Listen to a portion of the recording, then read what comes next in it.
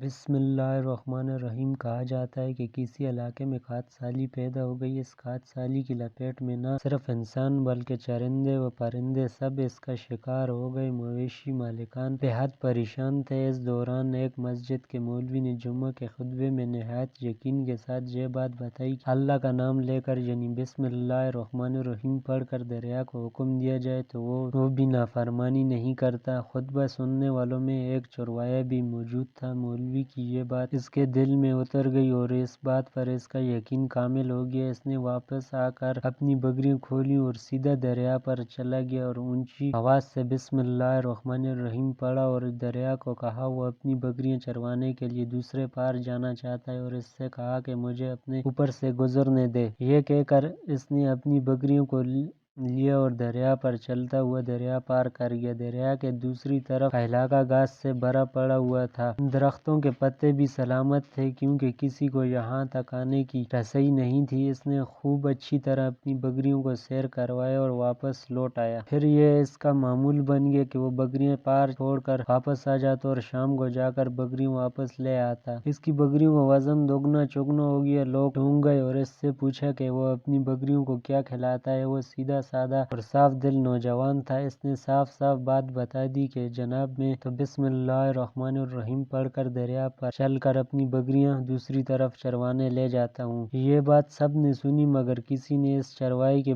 بات پر یقین نہیں کیا کیونکہ یہ ناقابل یقین بات تھی۔ مگر بات ہوتے ہوتے مولوی صاحب کے پاس پہنچ گئی۔ مولوی صاحب نے اس چرواہے کو بلایا اور سارا ماجرا پوچھا۔ اس چرواہے نے مولوی صاحب کو ہی حوالہ بنا لیا کہ مولوی صاحب میں تو آپ کا شکریہ ادا کرنے والا تھا۔ آپ نے جمعہ کے خطبے میں جو نسخہ بتایا تھا کہ بسم اللہ الرحمن الرحیم کہہ کر دریا کو بھی حکم دو تو وہ بھی انکار نہیں کرتا تو میں تو بس آپ کے نسخے پر ہی عمل کر رہا ہوں۔ مولوی صاحب حیرت سے اس کے چہرے کو دیکھتے رہے۔ مولوی صاحب نے کہا بھائی صاحب ایسی بات تو ہم ہر جمعے میں کرتے ہیں، فقط ان کا مقصد لوگوں کا ایمان بنانا ہوتا ہے۔ مگر بکریوں والا ڈٹا رہا کہ میں تو بسم اللہ الرحمن الرحیم کہہ کر پانی پر چلتا ہوں اور بکریوں سمیت پانی پار چلا جاتا ہوں۔ آخرکار مولوی صاحب نے صبح خود یہ تجربہ کرنے کی ٹھانی۔ جسے دیکھنے چرواہے سمیت پورا علاقہ بھی آ گیا۔ مہاجمہ زیادہ تھا۔ مولوی صاحب نے ایک دو بار سوچا کہ انکار کر دوں کہ کہیں ڈوب نہ جاؤں، مگر وہ جو مولوی صاحب کو کندھے پر اٹھا کر لائے تھے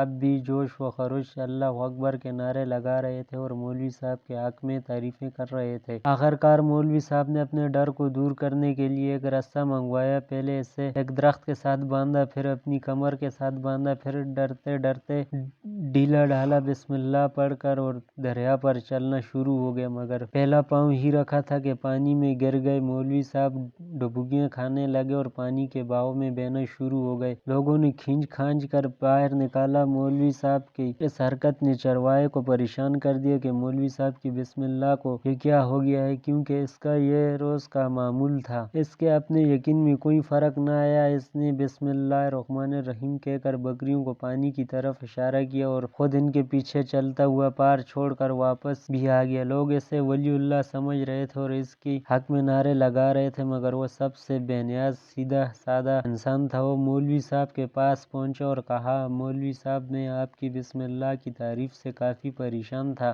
مگر پانی پر چلتے ہوئے مجھے آپ کی بسم اللہ الرحمن الرحیم کی بیماری کا پتہ چل گیا ہے۔ اس چرواہے نے درخت سے بندھی رسی کی طرف اشارہ کیا اور کہا مولوی صاحب یہ ہے آپ کی بسم اللہ الرحمن الرحیم کی بیماری۔ آپ کی بسم اللہ الرحمن الرحیم کی برکت کو یہ رسی کھا گئی۔ آپ کو اللہ اور بسم اللہ الرحمن الرحیم سے زیادہ اس رسی پر بھروسہ تھا، لہٰذا اللہ نے بھی آپ کو رسی کے حوالے کر دیا۔ پھر کہنے لگا مولوی صاحب آپ بھی کمال کرتے ہو، میں نے آپ کے منہ سے سنا اور یقین کر لیا اور میرے اللہ نے میرے یقین کی لاج رکھ لی، مگر آپ نے اللہ کا کلام سنا مگر یقین نہیں کیا، لہٰذا آپ کو اللہ نے رسوا کر دیا۔ محترم عزیز دوستو، یہی کچھ حال ہمارا ہے۔